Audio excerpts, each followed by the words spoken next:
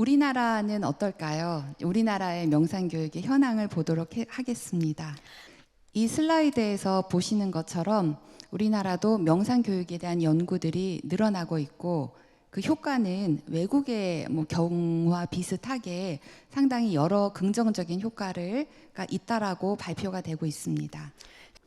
그런데 이제 이러한 명상교육은 조금 이제 단회적인 또는 개별적인 학교에서 이루어지는 경우가 대부분인 것 같습니다.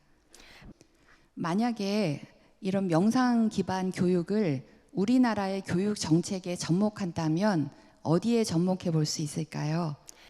법적인 근거가 있는 교육에 대한 체계를 보면 첫 번째는 인성교육, 두 번째는 민주시민교육, 세 번째는 사회정서교육, 네 번째는 다양한 심리정서 지원 속에 들어갈 수 있지 않을까 생각합니다.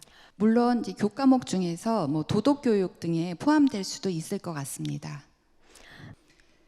몇 가지 교육 체계에 어떻게 접목할 수 있는지 살펴보도록 하겠습니다. 첫 번째는 인성교육입니다. 인성교육이 학교에서 적용되고 있다는 것을 선생님들께서도 들어보셨을 것 같습니다.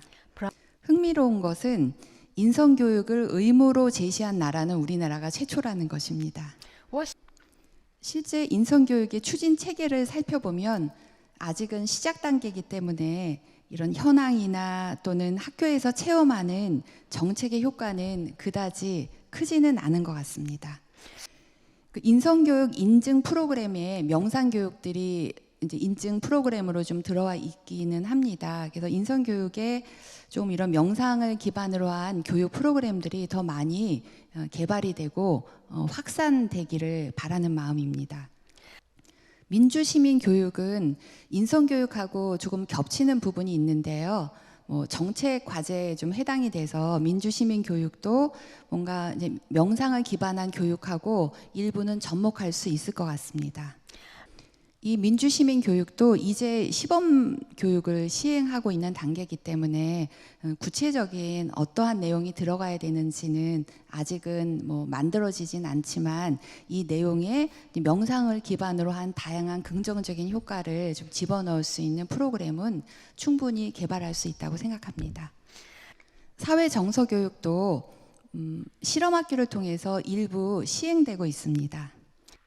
그렇지만 이제 대부분의 이 교육의 프로그램들은 인성교육을 중심으로 조금 더 확대되고 있지 않나 하는 생각이 듭니다. 대학 연구소를 중심으로 서울대학교 행복연구소도 넓은 의미에서 행복을 가져오는 그런 학교, 교사가 행복해야 학생이 행복하다, 교육 프로그램들을 진행하고 있습니다. 카이스트의 명상과학연구소도 학교의 대학교의 연구기관을 중심으로 한 이 명상을 보급하는 교육 프로그램을 개발하고 있습니다. 국내 명상교육을 좀 현황을 살펴보고 몇 가지 시사점들을 말씀드릴 수 있을 것 같습니다. 첫 번째는 국가교육정책이 아예 없는 건 아닌데요. 그것을 구현할 수 있는 교육 프로그램으로서 체계적인 개발은 아직 매우 미흡한 상태로 생각합니다.